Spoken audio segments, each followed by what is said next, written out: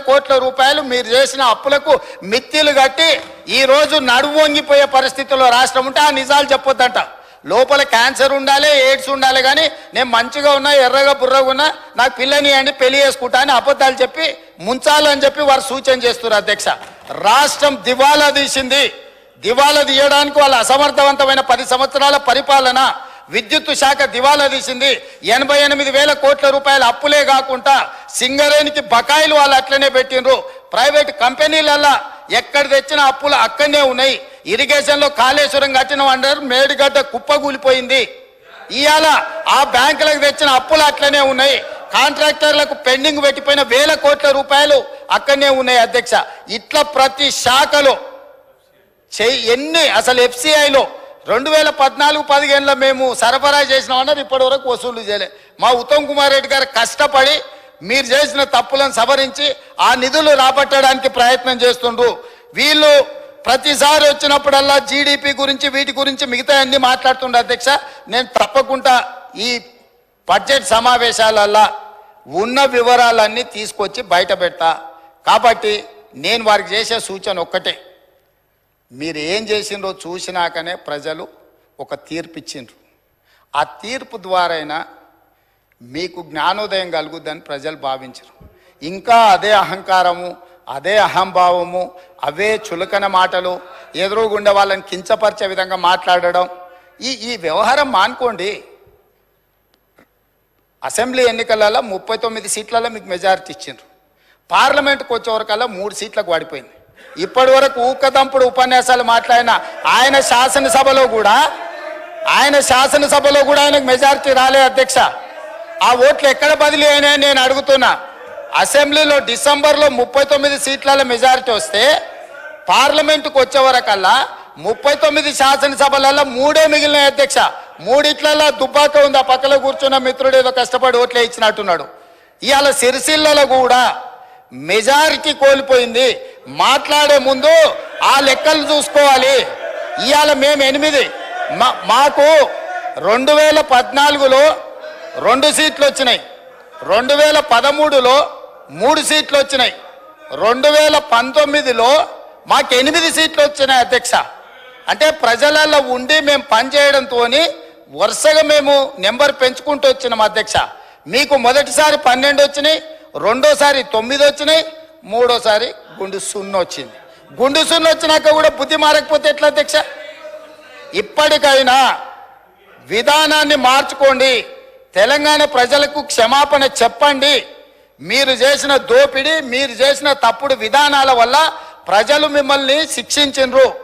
దాని నుంచైనా మీరు గుణపాఠం నేర్చుకొని పద్ధతి మార్చుకొని తెలంగాణ ప్రజల యొక్క హక్కుల కోసం ముందుకు రావాల్సిందిగా వారికి సూచన చేస్తున్నా. అధ్యక్ష, మహేశ్వర్ రెడ్డి గారు.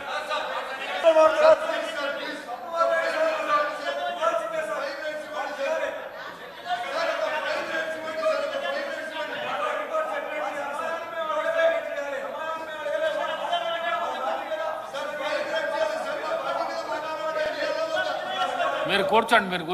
ఇస్తా కూర్చోండి. మైక్ ఇస్తా కూర్చోండి. మీరు కూర్చోండి.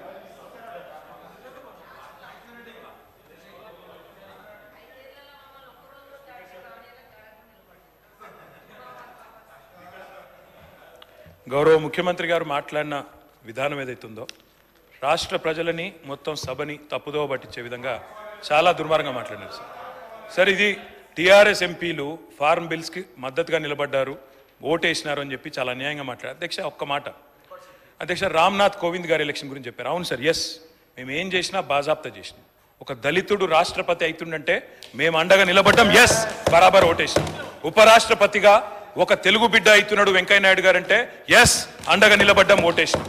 కానీ తదుపరి మళ్ళీ నెక్స్ట్ టైం ఇంకొకరిని పెడితే మేము ఉల్టా క్యాండిడేట్ని పెట్టినాం యశ్వంత్ సిన్హా గారితో.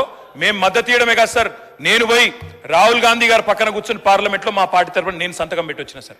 వారు ఈ రకంగా మిస్లీడ్ చేయడం తప్పు. ఫార్మ్ బిల్స్కి మేము మద్దతు ఇవ్వలేదు, వ్యవసాయ చట్టాలకు మేము మద్దతు ఇవ్వలేదు, వాటిని రాజ్యసభలో వ్యతిరేకించినాం, గట్టిగా కొట్లాడినాం. అధ్యక్ష, ఆ విషయంలో అనుమానం అవసరం లేదు. ఇంకా చాలా చెప్పారు అధ్యక్ష. వారికి నేను చెప్పేది ఒకటే అధ్యక్ష, ఇంకేదో విలీనాలు చీకటి ఒప్పందాలు అన్నారు అధ్యక్ష. నేను రేవంత్ రెడ్డి గారికి ఒకటే చెప్తా ఉన్నా అధ్యక్ష, మాకు చీకటి స్నేహాలు అలవాటు లేదు. రేవంత్ రెడ్డి గారికి ఉన్నాయి అధ్యక్ష. ఢిల్లీలో బీజేపీ వాళ్ళతో స్నేహం చేయడం, ఇప్పటికి కూడా ఆయన పనులన్నీ ఢిల్లీలో బీజేపీ ఎంపీలే చేస్తారు సార్. అధ్యక్ష కంక్లూడ్ చేస్తున్నా సార్. ఆయనేమో ఎటంటట్టు మాట్లాడచ్చా సార్? ఎన్ని మాట్లాడినారు సార్? అధ్యక్ష నేను అనేది ఒకటే, కేసీఆర్ గారి మీద ఆయన ఇష్టం వచ్చినట్టు మాట్లాడినారు. నేను ఒకటే అంటా ఉన్నా సార్. ఒకటి, విలీనం చేయడానికి మేమేమి రేవంత్ రెడ్డి గారి లాగా పరాన్న జీవులం కాదు సార్. వారు పదవుల కోసం పార్టీలు మారిండు, మేము అట్లా కాదు సార్. పదవులు వదులుకున్నాం తెలంగాణ కోసం. కేసీఆర్ గారు మా పార్టీ ఒకసారి కాదు 100 సార్లు రాజీనామా చేసినాం. ఆయనలాగా మేము పరాన్న జీవులం కాదు. ఇంకొక మాట అధ్యక్ష, ఇవాళ బీజేపీ వాళ్ళతో చీకటి స్నేహం ఎవరు చేస్తున్నారు సార్? ఎందుకు భయపడుతున్నారు? మోడీ గారి పేరు తీసుకోవడానికి కూడా ముఖ్యమంత్రి గారు కేసీఆర్ పేరు చెప్పకపోతే బతుకుదేరు లేదా సార్? మోడీ గారి పేరు చేయడానికి కూడా ఎందుకు భయపడుతున్నాడు ముఖ్యమంత్రి? అంత భయం ఎందుకు సార్? అందుకే మేము అనేది అధ్యక్ష, ఇవాళ నోటికి వచ్చినట్టు మాట్లాడితే కాదు, తప్పకుండా రాష్ట్ర ప్రజలకు సమాధానం చెప్పాలి.